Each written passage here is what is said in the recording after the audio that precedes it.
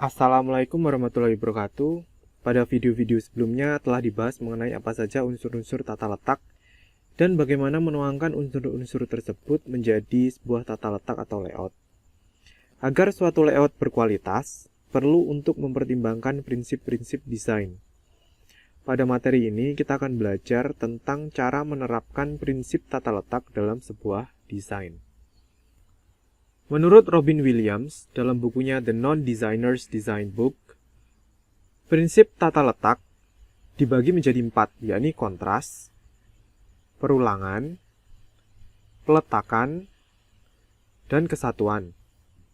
Sedangkan menurut Tom Lindsay, dalam bukunya yang berjudul Design Principle for Desktop Publishing, prinsip tata letak dibagi menjadi 5.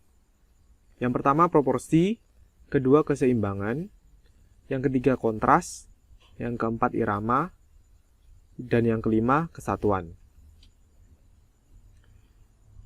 Pada video ini akan dibahas lebih dalam mengenai prinsip tata letak versi Tom Lindsay. Kita mulai dari proporsi. Proporsi adalah perbandingan antara bagian yang satu dengan yang lainnya, dan antara setiap bagian dengan keseluruhan pada suatu komposisi. Perhatikan kedua contoh di bawah ini.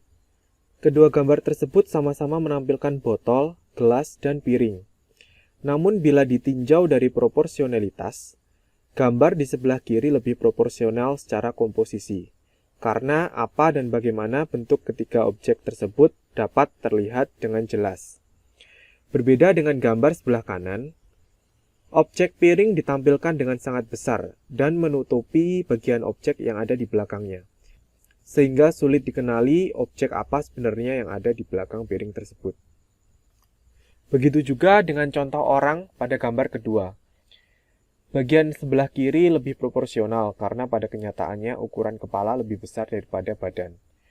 Berbeda dengan gambar di sebelahnya yang menampilkan ukuran kepala dan badan sama-sama besar yang mengesankan gambar kurang realistis. Keseimbangan. Keseimbangan dalam karya seni rupa adalah kesamaan dari unsur-unsur yang berlawanan tetapi saling memerlukan, karena dapat menciptakan satu kesatuan. Terdapat 3 jenis keseimbangan. Keseimbangan terpusat, yakni sebuah objek yang arah garis atau bentuknya memusat pada satu titik. Selanjutnya adalah keseimbangan asimetris.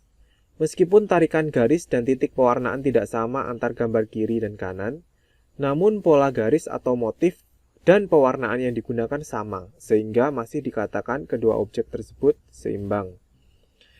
Keseimbangan selanjutnya adalah keseimbangan simetris, yang mana komponen bentuk, warna, dan peletakan objek pada bagian kiri sama dengan yang kanan. Irama.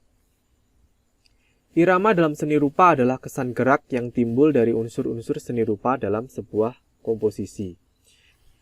Irama dapat dibentuk dengan pengulangan, pergantian, perubahan ukuran, dan gerak mengalun. Berikut ini adalah contoh dari irama, yaitu gambar ombak dan juga gambar awan. Kontras. Kontras bisa didefinisikan sebagai perbedaan dalam elemen visual yang bisa membuat sebuah objek dapat dibedakan dari objek lainnya dan atau dari background. Apabila diadaptasi dalam pengertian yang lebih sederhana, kontras adalah elemen yang berbeda dari yang lainnya.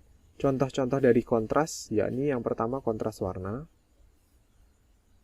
kontras ukuran, kontras posisi, dan kontras bentuk. Kesatuan. Setiap karya seni rupa dibentuk oleh unsur-unsurnya tidak tampil secara terpisah-pisah, melainkan harus saling berhubungan dan membentuk satu kesatuan yang utuh, bermakna, dan harmonis. Gambar di bawah ini satu kesatuan. Temanya adalah buah-buahan, walaupun terdapat piring dan botol, namun masih nyambung. Namun jika ditambahkan sepatu, maka gambar tidak menjadi satu kesatuan lagi, karena tidak sejalan dengan tema buah-buahan. Studi kasus.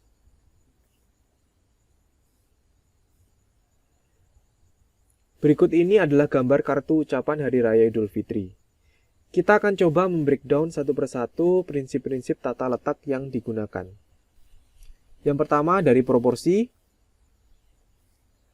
Proporsi antar gambar ilustrasi dan teks secara keseluruhan sudah seimbang. Gambar-gambar ilustrasi juga sudah menunjukkan proporsi yang seimbang. Namun proporsi antar teks, yakni pada bagian Idul Fitri, ditulis lebih kecil dari teks yang lain sehingga tulisan tersebut tidak terbaca dengan baik.